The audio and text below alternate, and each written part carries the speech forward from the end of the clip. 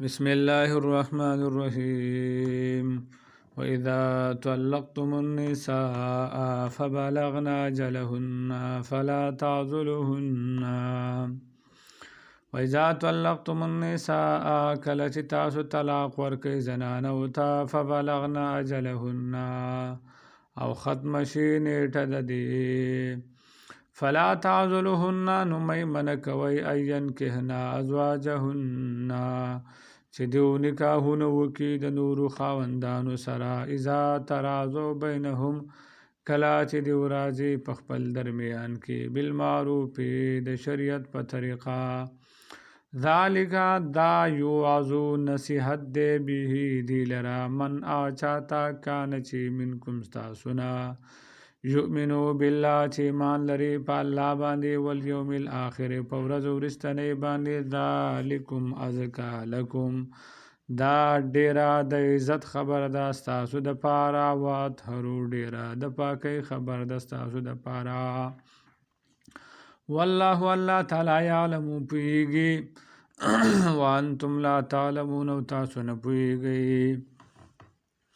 والوالدات امیندې جردین اولادهن سینه به ورکوي خپل اولاد ته حولین کاملین 2 کاله پوره لمن د پاره دا چا اراده چې اراده لري ایتم الرضاعة چې پوره کړي موده وعلى المولود له او په پلار د بچی باندې لازم دی رزقهن رزق د دغې زنانه او کسوتهن او کپړې د دوی بالمعروف په مناسبه طریقه لا تکلفو نفس تکلیف بنشي ورکولی یو نفس ته الا وسعها مگر د وس او د طاقت مطابق د هغې لا تضار والدة ضرر بنشي رسولی مور ته بولدها په سبب د بچی د هغې ولا مولود له بولده او نه به ضرر رسولی شي پلار ته بولده په سبب د بچی د ده وعلى الوارث او لازم دی په وارث باندې مثل ذالک په مثل لدی فإن اراد بسوالا کچرتا د دیو اراده وا فسوالا د تینا د توری کولو د پری کولو د شو کولو ان تراض منهما چې کله دا دوانه په خپل منځ کې راضي وي وتشاور او په مشوره سره وي فلا جناح علیهما نو نشته څه ګناه په دې دوانو باندې وان اردتم او که چرته ستاسو دا اراده ان تسترضعوا اولادکم چې په اجرت سره ونیسئ بلا مور او بلا ښځه اولادکم ستاسو د بچي دپاره یعنی بل زنانه ولا طلب کې هغې له پیسې ورکوي چې ته زما بچي ته سینه ورکوه فلا جناح علیکم نو نشته دی څه ګناه په تاسو باندې اذا پاو کې سلمتم چې تاسو سپارې حواله کوئ ما هغه اجرت اتیتم بالمعروف چې تاسو ورکوئ هغې ته په مناسبه طریقه واتقوا الله ويریږئ د الله نه واعلموا پیښئ ان الله یقینا الله تعالی بما پاسبن تعملون چې کوئ بصیر لیدونکی دی والذین واکسان یتوفون منکم چې وفات شي ستاسو نه ویذرون ازواجا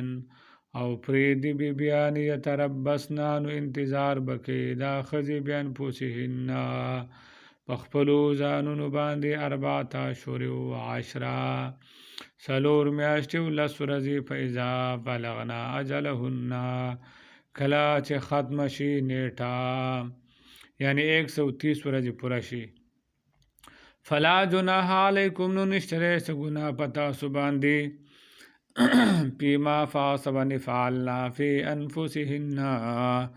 چې کوي دا زنانا په خپلو نفسونو باندې بالمعروف په شرعي طریقه باندې والله الله تعالی بما پاسبن تعملون چې کوي خبیر خبردار دی ولا جناح علیکم او نشته دی څه ګناه په تاسو باندې فیما فاس کې عرضتم به چې تاسو پیش کوئ یا اشاره کوئ به په دې سره من خدمت النساء د پیغام لیږلو ښځو ته یعنی زنانه ته د نکاح کولو پیغام ولیږي او اکننتم فی انفسکم یا پټ ساتئ په خپلو نفسونو کې علم الله پید الله تعالی انکم یقینا تاسو چې ستذکرونهن چې یقینا تاسو به ذکر کوئ دوتا ولکن لا تواعدوهن لیکن وعده وسره مکوئ سرا په پټه سره الا مگر ان تقولوا قولا معروفا که تاسو ووایئ دوی ته مناسبه خبره